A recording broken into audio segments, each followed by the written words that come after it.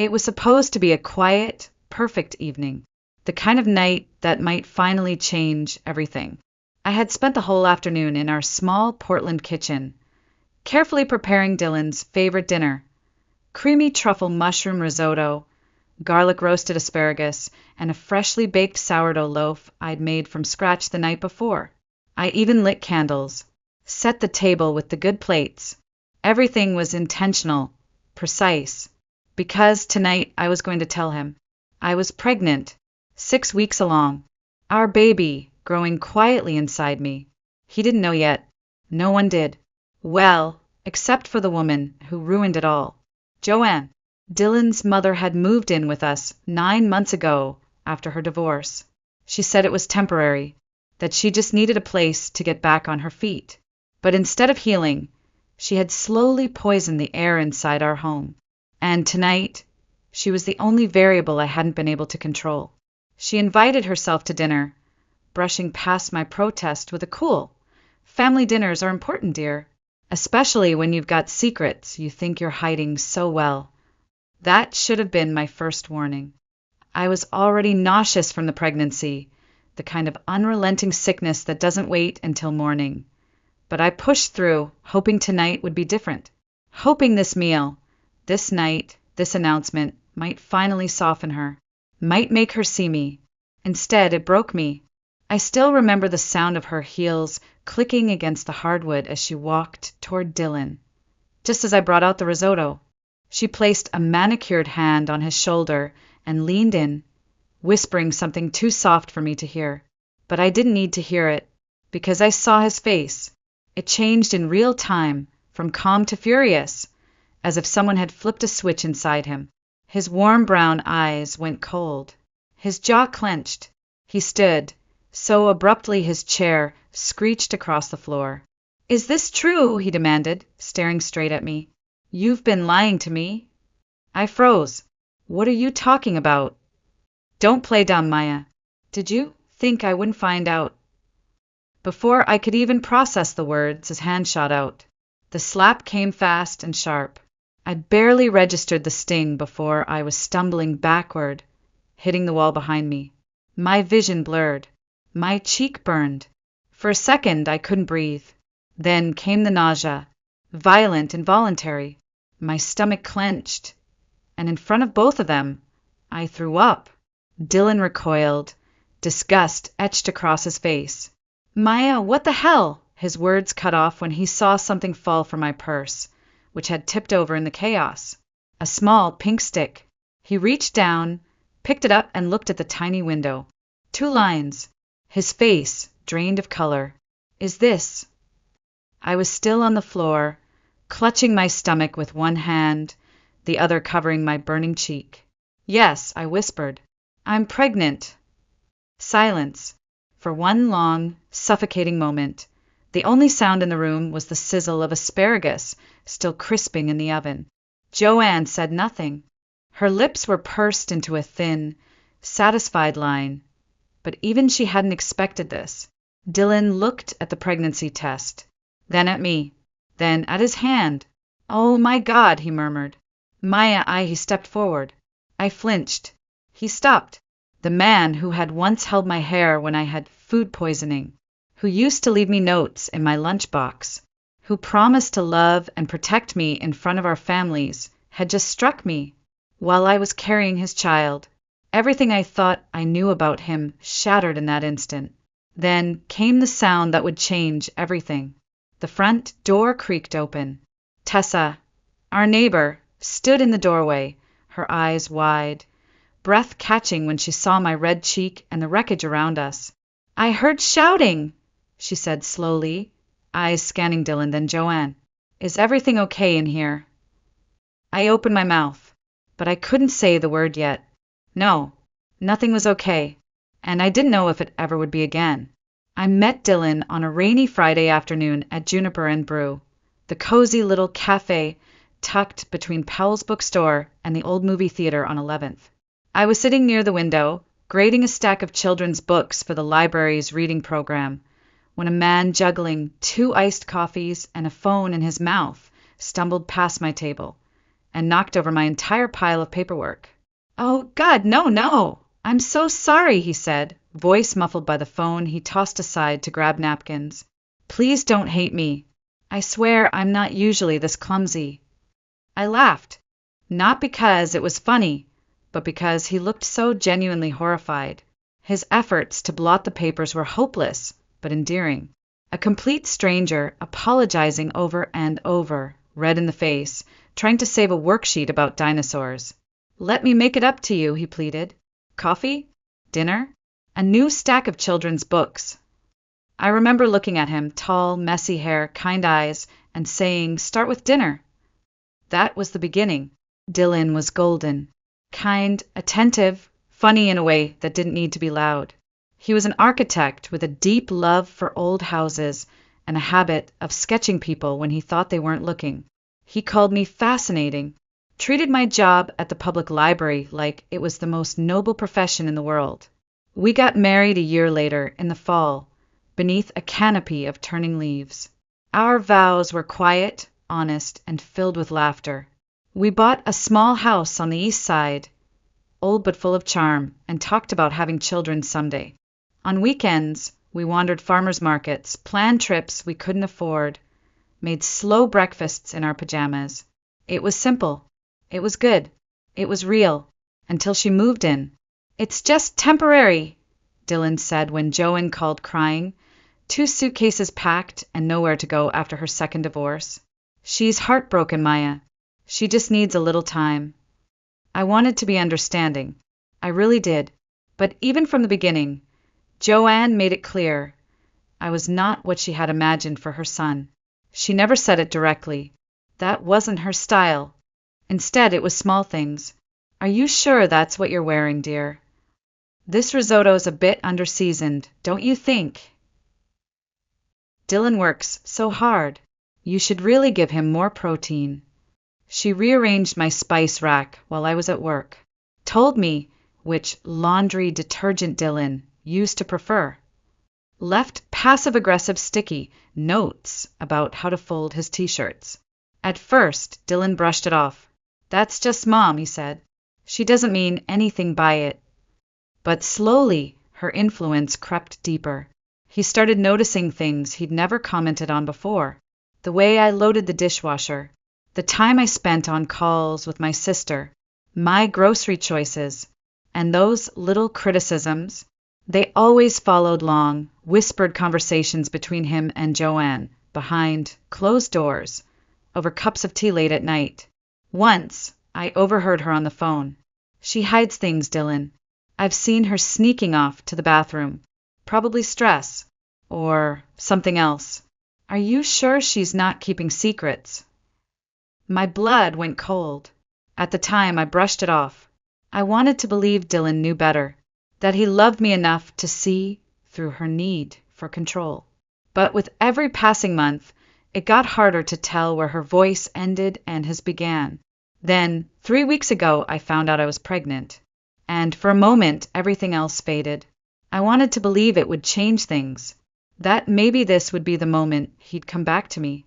That the man I married still lived somewhere inside him. But Joanne was always one step ahead. Looking back now, I realized Joanne never needed proof. She only needed doubt. And once that seed was planted in Dylan's mind, she watered it every day. I started noticing how quiet he became after speaking with her.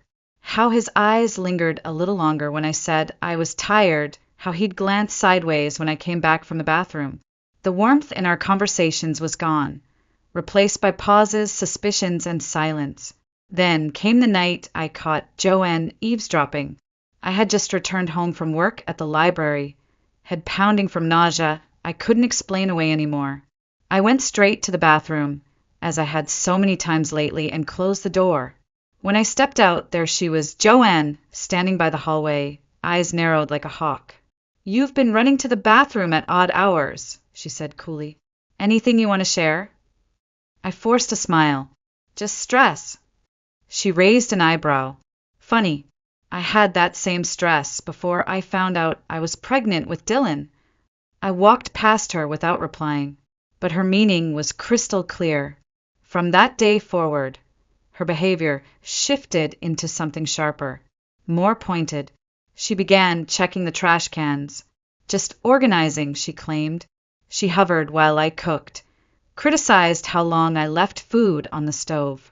"Smells like someone's hiding something," she'd mutter, loud enough for Dylan to hear. And he did. He'd enter the room with that same tight jaw, ask if I was feeling okay, ask again and again why I'd been distant if I had something to say. But how could I? I wanted to tell him about the baby. I had this dream in my head, me, him, our favorite meal, candles glowing, and a little onesie in a gift box. That's how I wanted him to find out. Just the two of us, before the world and before his mother got involved. But fear kept stopping me. Not just fear of his reaction, but fear that he wasn't really him anymore, that he had become her. That maybe if she told him the sky was green and I was lying, he'd believe it. So I waited. I kept saltine crackers in my library desk drawer, claiming I was just cutting back on sweets. I blamed my exhaustion on a book drive. I told myself I just needed a few more days, a perfect moment, one quiet night where we could be alone, where maybe I'd feel safe again. That moment never came. Instead, Joanne made sure of it. It was a Wednesday. Rain clung to the windows like it always did in early spring. I was in the kitchen layering the truffle risotto, heart pounding, stomach churning, nerves tangled in 1,000 knots. The onesie, white with tiny forest animals, was hidden in a gift box by the table. I kept glancing at it, imagining Dylan's face when he opened it. But then I heard her voice. She was in the living room, on the phone. I couldn't hear everything, but the words I caught were enough. "She's hiding something, I know it. Probably having an affair, running off every chance she gets. My son deserves better than that." My hands shook as I set the dish in the oven. An affair? Is that what she told him? Is that what she whispered in his ear? It all made sense, his growing coldness, the way he flinched when I touched him, the way his questions turned from curious to accusatory. She was poisoning him against me, not with facts, but with fear, with manipulation dressed as maternal concern. And worse, he believed her. I stared at the oven timer, watching the seconds tick down, feeling the weight of every second I had stayed silent, every second I had tried to keep the peace, every time I swallowed my instincts and played nice. And I knew, deep down, that whatever happened at dinner that night would change everything. I just didn't realize how fast everything would fall apart. The next few hours after that night were a blur, of tears, of pain, of disbelief. Tessa didn't ask questions. She just grabbed my coat, my bag, and gently guided me out the door, shielding me from Dylan's stunned expression and Joanne's sharp voice echoing behind us. "She's overreacting, Dylan. You know how women get when they're hormonal." But the door slammed shut behind me, and suddenly silence. It wasn't peaceful. It was hollow. My ears rang from the slap. My body trembled from adrenaline and morning sickness. And my heart was cracking in places I didn't know existed. Tessa lived just across the street. Her guest room had once been a cheerful space for her niece, with lavender sheets and string lights around the window. That night, I collapsed onto the bed and curled into myself, clutching my stomach, terrified I might have harmed the tiny life inside me. "I called your doctor," Tessa said gently. "They'll see you first thing tomorrow." I nodded, unable to speak. The next morning, she drove me, held my hand in the waiting room, rubbed my back when I broke down trying to explain what happened. I'll never forget the moment the ultrasound monitor lit up. A small flutter, then the sound, strong, steady, beautiful, the heartbeat of a life not yet born, but already loved. Tears slid silently down my cheeks, not from fear or sadness, from something deeper. The sound wrapped around my broken heart and held it together, just enough. "Do you want me to record it?" the nurse asked gently. I nodded.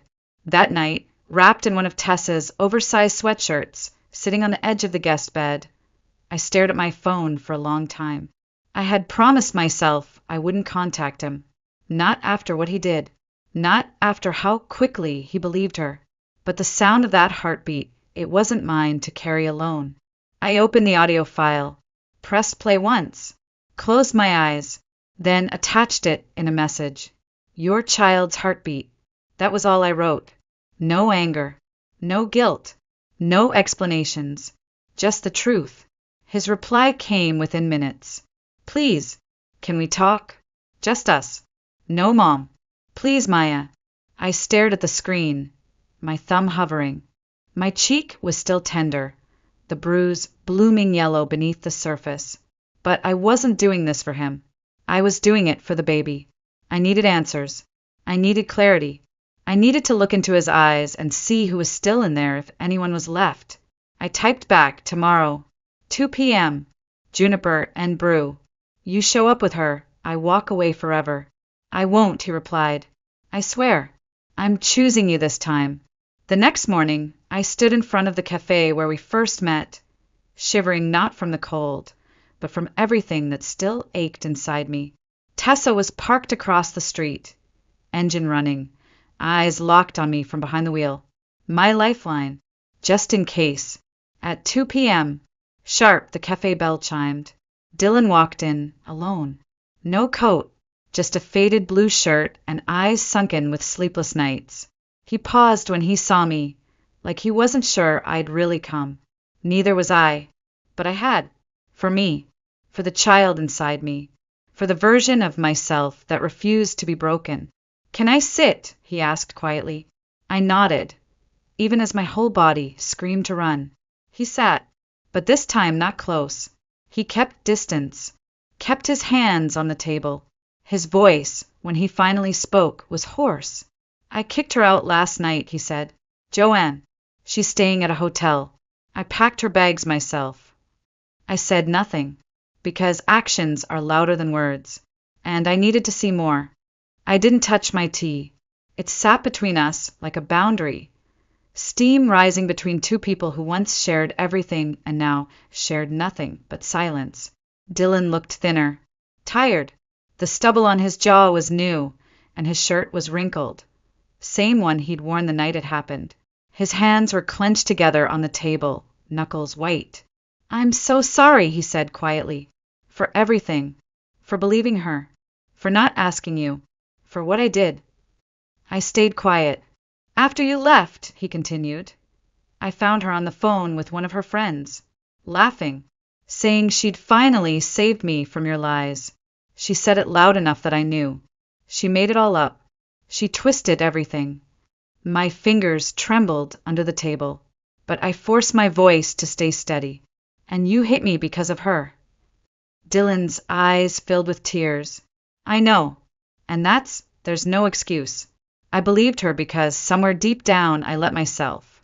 I let her control me for so long, I didn't even see it.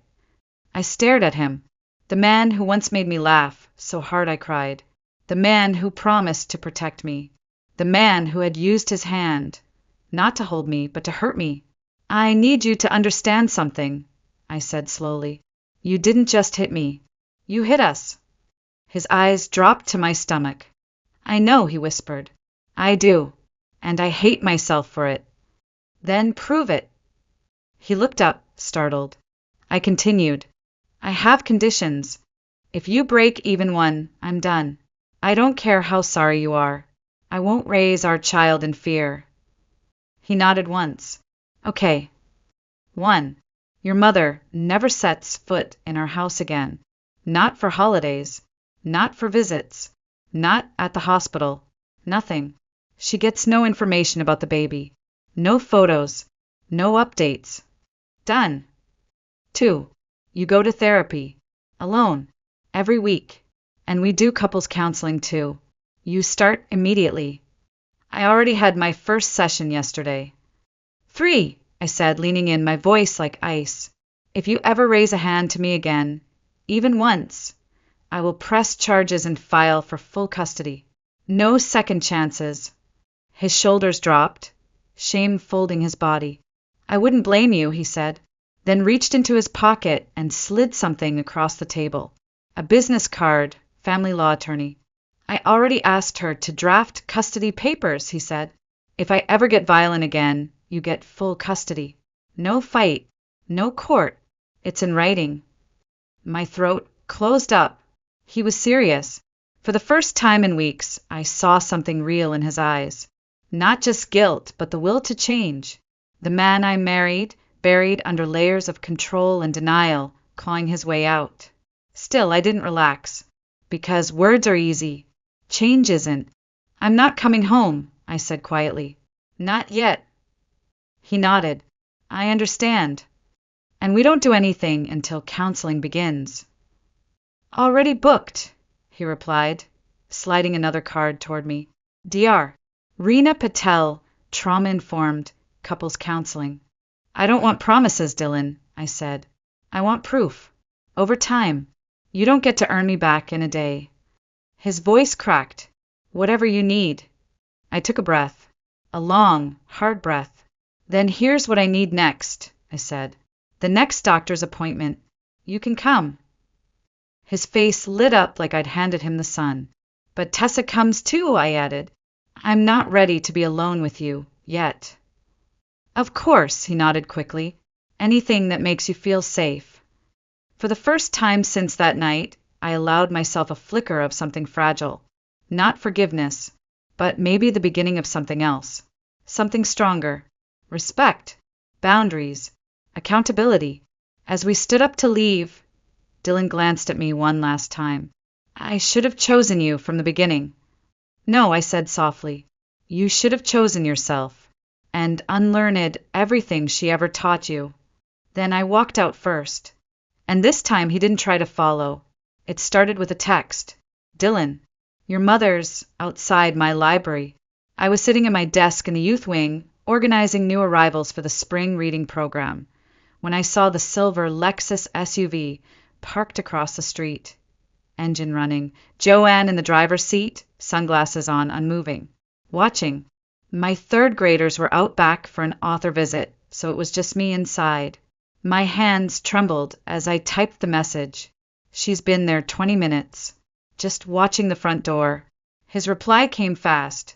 Don't move. I'm calling the police. 15 minutes later, 2 officers arrived. From behind the library blinds, I watched as they approached her car. Joanne immediately turned on the tears. Trembling hands, cracking voice, the perfect victim. I'm just worried about my son, she said, loud enough that I could hear her through the glass. His wife is unstable. She's keeping me from my grandchild. Then her tone shifted, sharp as a knife. She trapped him with that baby. She's poisoning him against me. Ashley, the library assistant, stood beside me, eyes wide. Want me to film this? She whispered. You mentioned you might need evidence for that restraining order. I nodded. My fingers clenched the windowsill. But my heart had already begun to shift. Not with fear, but with clarity. This was who Dylan had grown up with. That night, during our couples session with Dr. Patel, I showed Dylan the footage. He didn't speak for a long time, just stared at the screen, hands pressed to his forehead, eyes glassy. I never saw it before, he whispered. She's exactly like when Dad left. She'd scream, cry, make herself the victim, and I always believed her version. Dr. Patel's voice was calm, steady. Generational patterns of emotional abuse are hard to break, Dylan. But every time you choose Maya over her manipulation, you're breaking the cycle. He turned to me. I want that cycle broken before our daughter is born. And just like that, it became real. Our daughter. The next week, I had another ultrasound. Tessa drove me to the clinic, and Dylan followed behind in his car. A precaution we'd agreed on. Boundaries still mattered. Safety still mattered. Inside, the technician smiled as she slid the gel across my stomach. Would you like to know the gender? She asked. I looked at Dylan. For the first time in months, I saw hope in his face instead of guilt. I nodded. It's a girl. My breath caught. A girl. A tiny future already growing inside me. I reached instinctively for my belly, and for the first time, Dylan reached across the space between us, and I let him. His fingers brushed mine. Gentle. Careful. She'll never know this kind of fear, he whispered. Not while I'm breathing. But Joanne wasn't done. As Tessa and I walked back to the car, we saw her leaning against her SUV in the parking lot. Her lipstick perfect, her eyes cold. Before I could react, Dylan stepped between us. He hadn't even hesitated. Leave, he said. Now. I have a right to know about my granddaughter, she snapped. You can't cut me out. You lost that right the day you made me hurt her mother. Joanne's face twisted. She's turning you against me, just like your father. She's tearing this family apart. Security is on their way, Tessa interrupted calmly, holding up her phone. The clinic's already been notified. Joanne's eyes darted from me to Dylan, to Tessa and back again, but something in her flickered. She realized, maybe for the first time, that she had lost. She backed away slowly, heels clicking, voice tight with rage. This isn't over. But we knew it was, because this time we were the ones drawing the line. That night, back in Tessa's guest room, I sat by the door. Dylan wasn't allowed to stay yet, we still weren't ready, but he sat outside, just on the other side of the wall. I filed for the restraining order, he said softly through the door. For all three of us. My hand moved to my belly. I closed my eyes, and for the first time since everything fell apart, I felt something I hadn't dared to feel in weeks. Not just hope, but safety. I returned home in the 5th month of my pregnancy. Tessa helped me pack, folded my maternity clothes with quiet care, like each shirt was a choice I had made for myself. Are you sure about this? She asked as we zipped up the last suitcase. No, I admitted, but I need to try. Not for him, for her. The drive back felt longer than it should have. My hands trembled slightly on my lap as we pulled up to the house. The same house where I had been slapped, humiliated, gaslit. But when I stepped inside, everything had changed. Joanne's things were gone. No more crystal figurines glaring from the mantel. No more homemade potpourri that made my eyes sting. No more photos of Dylan as a child with a handwritten note that said, "My little man, always mine." Even the walls had changed. Dylan had painted them soft yellows and greens, the same shades we'd picked for the nursery years ago, back when having children still felt like a shared dream. I got rid of the dining room table, he said quietly, appearing in the hallway like a shadow, learning how to stand in the light. Didn't want you to have to look at it every day. In its place stood a round oak table, warm, welcoming, no head of the table, no hierarchy, no throne for his mother to hold court from. Everything felt softer, but I didn't unpack everything. Not yet. We created new routines. Dylan would text before coming home, even if it was just from work. We cooked together, small things. He never assumed, never acted like he was entitled to closeness. He knew now everything was earned. Every decision about our baby was made together. No whispers, no interference. And then came the first test. At 7 months, a package arrived at my workplace, beautifully wrapped with a silver ribbon. Inside was an antique rattle, heavy, cold, engraved with EMW, Elena Maya Walker, our baby's initials. There was no note inside, just a small card slipped underneath the tissue paper. Blood is thicker than restraining orders. I stood there in the staff room, holding that message like it was a loaded weapon. I didn't cry. I took a photo, sent it to Dylan, and 20 minutes later, he showed up at the library, the rattle in hand, marching straight to our lawyer's office. She's testing boundaries, he told the attorney. I want that documented. That night, he found me in the nursery, sitting in the rocking chair we'd assembled the weekend before, hands pressed to my belly. I'm scared, I whispered. What if she never stops? Then we never stop either, he said. Every time she pushes, we push back, with truth, with the law, with each other. I won't let her near our daughter. We met with Dr. Patel the next morning to build a full safety plan. We created new passwords for daycare pickup, installed security cameras, informed neighbors and friends. Even Tessa's partner Tom, a local police officer, agreed to be our emergency contact. Every step made me breathe a little easier. Then we got a call from the hospital. Someone had been calling, pretending to be my mother, asking about my birth plan. "Joanne, I'll change the registration," Dylan said instantly. "Different hospital. I'll register you under Tessa's address. No one else will know." I nodded, throat tight with anxiety. But I couldn't ignore what I saw in him now. How fast he moved, how thoroughly he protected. How different he was from the man who once stood silent while I cried in our kitchen. "You're doing the work, Dr. Patel said in our next session. "Both of you. That's what matters." And it did, because the nursery we built together wasn't just a room. It was a symbol of reclaimed space, of healing, of the kind of love we wanted our daughter to know.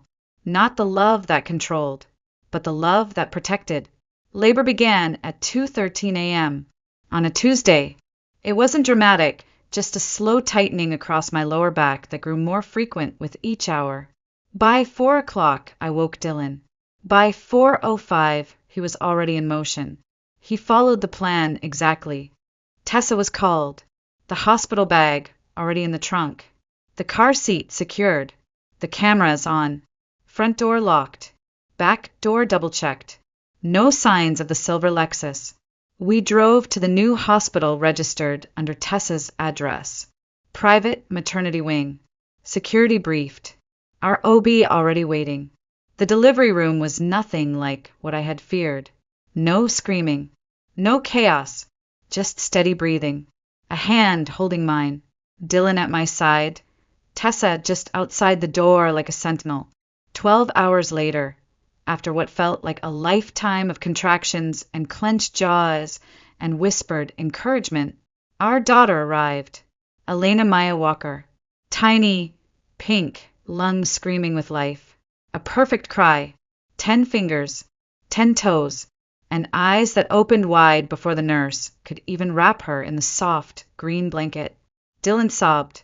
He didn't even try to hide it. "She's perfect," he whispered, touching her foot gently. "She looks just like you." I held her against my chest, heart wide open, arms trembling not from exhaustion, but from love that cracked through every scar, every bruise, every broken moment before this. This was ours. This was what we fought for, until someone tried to take it again. An hour later, a nurse walked in holding a bouquet. White lilies, a simple card, to my first granddaughter. She'll need her grandmother soon enough. Blood is forever. Jay, I stared the message. It wasn't anger I felt. It was finality. "Give this to security," I said calmly. "Have them flag the name. Anyone who delivers on her behalf, we want documented." The nurse nodded and left. Dylan didn't say a word, just stood, holding Elena's tiny hand, eyes hard with resolve. That night, Tom, Tessa's partner and our emergency contact, took the night shift outside our hospital room. He stood near the door like a quiet shadow, sipping coffee and scrolling his phone, ready to intervene at the first sign of trouble. But there was none, because Joanne knew. She had no power here anymore. 3 days later, we came home, not just to a house, but to a new life. The locks were changed, security reinforced, the nursery lit with soft morning sun, and a wall of hand-painted woodland animals Dylan had stayed up late to finish. "Welcome home, Elena," I whispered as I carried her in. The first nights were hard. Diaper changes, late feedings, exhaustion that blurred the days. But in between the chaos, there were quiet moments of peace. Moments where Dylan would rock her to sleep humming lullabies. Moments where we laughed when she sneezed mid-yawn. Moments where I looked around the nursery and realized I wasn't afraid anymore. At Elena's 1-month checkup, the pediatrician smiled. "She's thriving," she said. "Whatever you're doing, keep doing it." And we did, together. One quiet afternoon, as I sat in the nursery folding laundry, Dylan returned from the grocery store, silent. He stood in the doorway for a long time, Elena asleep in her bassinet beside me. "I saw her," he said finally, "at the store." My heart skipped. What happened? She tried to speak to me. I walked away, called the store manager, followed our plan. I exhaled. "And how do you feel?" I asked. "Sad," he admitted, "but steady." I didn't hesitate, Maya. Not once.